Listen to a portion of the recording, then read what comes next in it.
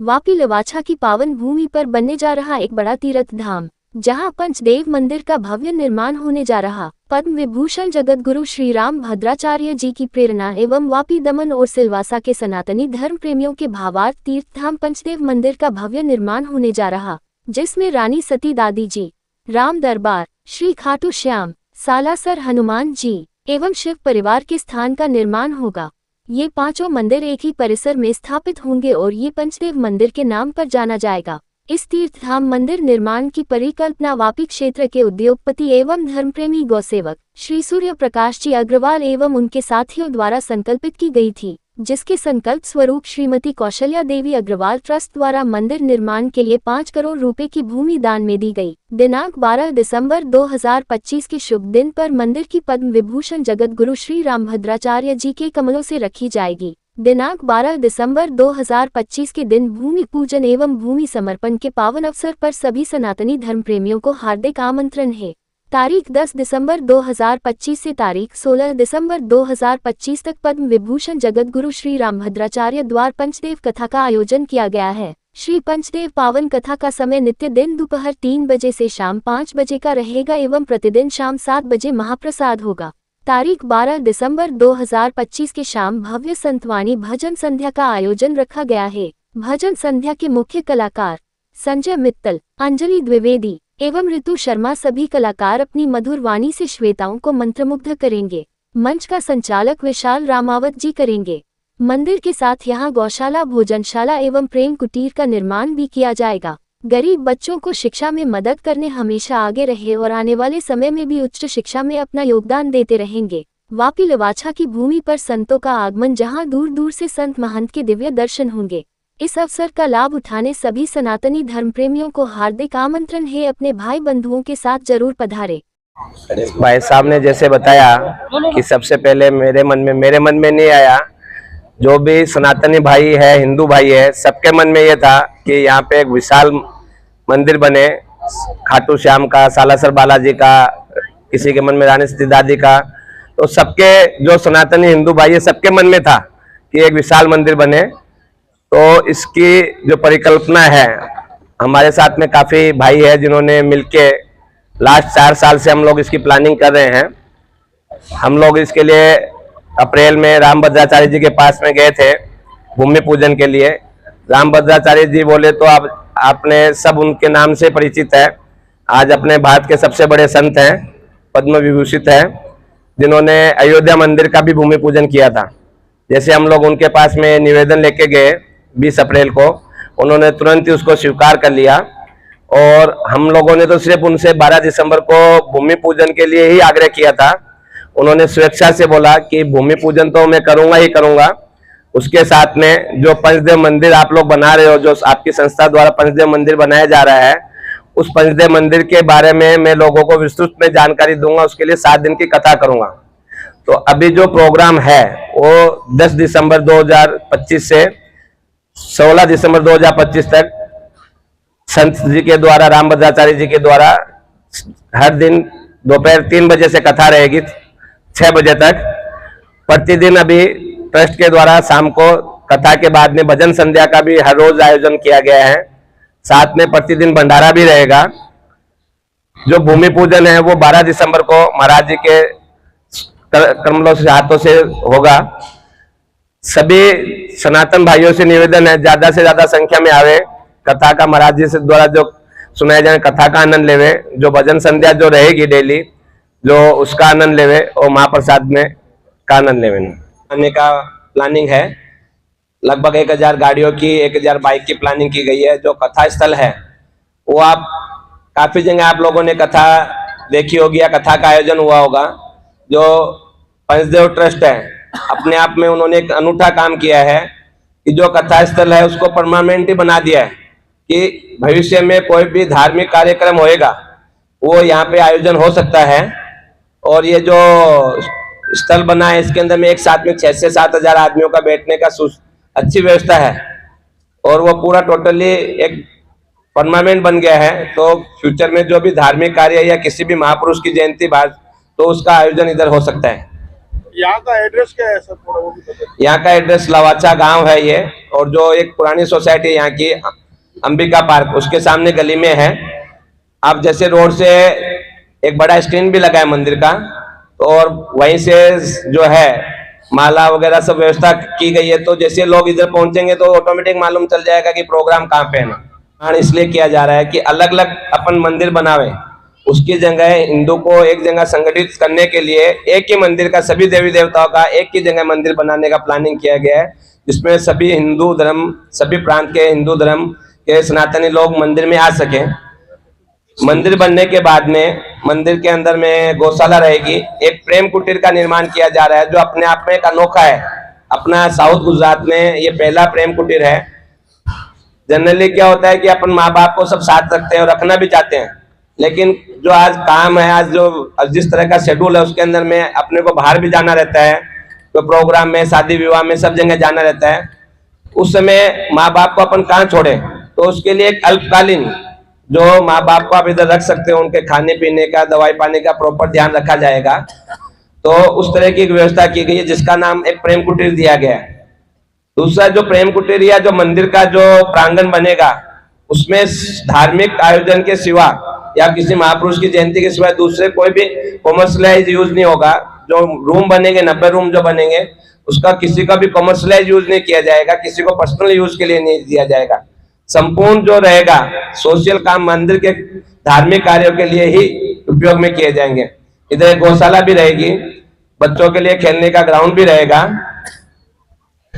जो बुजुर्ग लोग रहेंगे उनके लिए मेडिटेशन के लिए, योगा के लिए एक अच्छी व्यवस्था भी की गई है। साथ में एक रेस्टोरेंट का प्लानिंग है, जिसके अंदर में सात्विक खाना मिलेगा, बिना लहसुन प्याज का। जो सात्विक एक अपना हिंदू धर्म का जो सात्विक खाना बोलते हैं, सात्विक खाना हमेशा इधर उपलब्ध रहेगा। सूर्य प्रकाश आज का जो आयोजन किया जा रहा है, किस प्रकार का आयोजन है, किस तरह की सुविधाएं उपलब्ध है और क्या होने वाला है यहाँ पे जो आयोजन हो रहा है, भूमि पूजन का आयोजन है। उसके उपलक्ष्य में पंचदेव का मंदिर जो बन रहा है, उसके भूमि पूजन है, जो जगत गुरु रामभद्राचार्य जी के हाथों 12 दिसंबर को होना है। उनकी पंचदेव के जो कथा है, वो 10 से 16 दिसंबर को प्रतिदिन उनकी कथा रहेगी। दोपहर 3 बजे से स्टार्ट होकर शाम 6 बजे तक रहेगी। उसके बाद में भजन संध्या का आयोजन है, हर दिन भजन संध्या रहेगी, और प्रतिदिन महाभंडारा भी रहेगा। कितने लोग आने की संभावना है? लगभग 2 लाख लोगों का 7 दिन के अंदर में 2 लाख लोगों के आने की संभावना है। हर दिन 20 से 25 हजार लोग आएंगे। ये कथा के बाद भी आपका जो ट्रस्ट है, वो किस तरह की प्रवृत्तियां करने वाला है? कथा के बाद में भी जो ये आप कथा स्थल देख रहे हो, ये कथा स्थल परमानेंट बना दिया है। तो यहाँ पे कुछ धार्मिक जो अनुष्ठान है वो होते रहेंगे, कथा है, कीर्तन है, जागरण होते रहेंगे। किसी भी महापुरुष की जयंती है, वो सब प्रोग्राम यहाँ पे पूरी साल होते रहेंगे। यहाँ पे ये जो पूरा मंदिर जो प्रांगण बनने वाला है, लगभग उसकी लागत 50 करोड़ रुपए है। उसका लिए हम लोगों ने किया कि हर एक आदमी इस मंदिर से जुड़े। एक गरीब से गरीब आदमी भी 1100 रुपये, हमने एक ईंट का इसमें 1100 रुपये रखा है। एक आम इंसान 1100 रुपये आराम से दे सकता है। तो वो हर एक आदमी इसमें जुड़े और वो अपने मंदिर में अपनी सहभागिता समझेगी। ये जो मंदिर तीर्थधाम जो बनने जा रहा है, इसमें 1 ईंट मेरी भी लगी है, 2 ईंट मेरी भी लगी है। जो भी अपनी इच्छा अनुसार, सामर्थ्य अनुसार मंदिर से जुड़ सकता है। वलसाड़ को छोड़ के और कौन से जिले से लोग यहाँ पे आने वाले हैं? वलसाड़ से आ रहे हैं लोग, नवसारी से आ रहे हैं, सूरत से काफी लोग आ रहे हैं, बम्बई से काफी लोग आ रहे हैं, राजस्थान से लगभग 150 से 200 लोग आ रहे हैं। तो हर हिंदू के जो है, जो भगवान में, सनातन धर्म में जो इंटरेस्ट रखते, काफी जगह से लोग आ रहे हैं। सर, आपका ट्रस्ट के द्वारा कोई एजुकेशन में काम किया जाएगा? एजुकेशन में ऑलरेडी हमारा ट्रस्ट काम कर रहा है। कौशल्या देवी चैरिटेबल ट्रस्ट है, जो अपना पहले से काम कर ही रहा है। एक फलादारा में हम लोगों ने एक जो आदिवासी हॉस्टल था, उसको अडॉप्ट किया। उसके अंदर में पूरी सुविधा, जो बेसिक सुविधा थी, वो सब उपलब्ध करवाई। अलमारी से लेके, हमारे भाई साहब है संजय जी जालान, हम लोगों ने मिलकर उसको पूरा वापस उसका आधुनिकीकरण किया। उसमें सब सुविधा, अलमारी, बेड वगैरह उपलब्ध करवाए। उसके बाद में मोटा पंडा के अंदर में स्वामीनारायण जो गुरुकुल है, उसके अंदर में भी जो लड़कियों के लिए पूरा हॉल का निर्माण करवाया। उसके सामने जो अपंग बच्चों का देगांव में है, वहाँ पे जनरेटर की सुविधा, कंप्यूटर रूम। हमारा ट्रस्ट कुछ ना कुछ ऐसा सामाजिक कार्य करता रहता है। गौ सेवा के लिए भी हमारा ट्रस्ट काफी काम करता रहता है। किस तरह का सहयोग मिल रहा है? लोगों के अंदर में काफी उत्साह है। अब कथा 10 तारीख से शुरू होने वाला है, लेकिन लोग इधर 4-5 तारीख से ही आने लग गए। और पूछने लग गए मंदिर बन गया। लोगों के मन में तो अभी ऐसा है कि मंदिर बन ही गया ना, तो बहुत तगड़ा, बहुत बड़ा उत्साह है लोगों के लिए। है वो क्लियर है, पूरा स्टेटस क्लियर है। नॉन एग्रीकल्चर है, जमीन 2 एकड़ है। टाइटल क्लियर है, जमीन अभी हमारे पर्सनल, अभी जैसे भूमि समर्पण के नाम होते ही मंदिर ट्रस्ट के नाम से हो जाएगी जमीन। ट्रस्ट के नाम पे जाएगी पंचदेव ट्रस्ट। और ये मंदिर और बाकी जब अप्रूवल प्रक्रिया चालू है, पूरा अप्रूवल प्रक्रिया, पूरा प्लानिंग चालू है। हम ऑलरेडी अप्रूवल के लिए डाल दिया है। मंदिर ट्रस्ट है और इस पंचदेव मंदिर ट्रस्ट के द्वारा ही ये पंचदेव मंदिर का ये प्रकल्प लिया गया है, जिसके अंदर शिव दरबार रहेगा, राम दरबार रहेगा, कृष्ण राधा कृष्ण रहेंगे और खाटू श्याम जी, सालासर बालाजी और रानी सती जी, ये देवता मुख्य रूप से विराजमान रहेंगे। धर्म को सामाजिकता के साथ जोड़कर और किस तरह से समाज सेवा के क्षेत्र में कार्य किया जाए, ये इसका एक मुख्य संकल्प है। ये हमारा आदिवासी क्षेत्र है, इसके अंदर धर्म जागरण की पताका तो फैले और उसके इस ट्रस्ट के द्वारा सामाजिकता के कार्य किए जाए। जिस तरह से प्रेम कुटीर का जो ये प्रकल्प है, ये एक अपने तरह का अनूठा है। हम वृद्धाश्रम नहीं बना रहे, हम वृद्धाश्रम को प्रमोट भी नहीं करते, लेकिन आज समय की आवश्यकता है कि ऐसे बुजुर्ग हैं जिनको अल्पकालीन आवास की जरूरत होती है, उनके दूसरे जो उनके संतान है वो कहीं दूसरे कार्य में व्यस्त होते हैं, कहीं जाना है, तो इस तरह के एक सुरम्य वातावरण में वो आकर के यहाँ रह सके, उनको सारी सुविधा मिले, इस तरह का ये किया जाएगा। और इसके साथ ही राष्ट्रभक्ति के, समाज सेवा के दूसरे सारे प्रकल्प भी है, वो इस क्षेत्र के अंदर यहाँ पे चलते रहेंगे। और एक गौशाला का भी यहाँ पे प्रावधान है, तो गौशाला के दूध से यहाँ पे जो बुजुर्ग रहेंगे उनका भी वो होगा, भरण पोषण होगा। दूसरे यहाँ पे जो भी अतिथि गृह है, जैसा रेस्टोरेंट बताया, तो अतिथि गृह में भी आने जाने वालों के लिए ये सारी इस तरह की व्यवस्था रहेगी। और जैसा कि भाई साहब ने बताया, इसका कोई हेतु कॉमर्शियल उसका नहीं रहेगा कि यहाँ कोई शादी ब्याह हो रहा है। ये पूरा धार्मिक और सामाजिक क्षेत्र के अंदर ही ट्रस्ट है, वो कार्य करेगा। और जैसे जैसे फिर प्रकल्प होगा तो दूसरी तरह की जो योजना आएगी कि आदिवासी ये क्षेत्र है, ये बहुत अभावग्रस्त क्षेत्र है, डांग वासदा तक भी सारा पूरा क्षेत्र जो जुड़ा हुआ है, इस क्षेत्र में किस तरह से सनातन की ज्योत फैले और किस तरह से लोगों को एकत्रित करके उनको सामाजिकता के साथ भी जोड़ा जाए और सामाजिक कार्य को भी गति मिले, ये इसका हेतु है।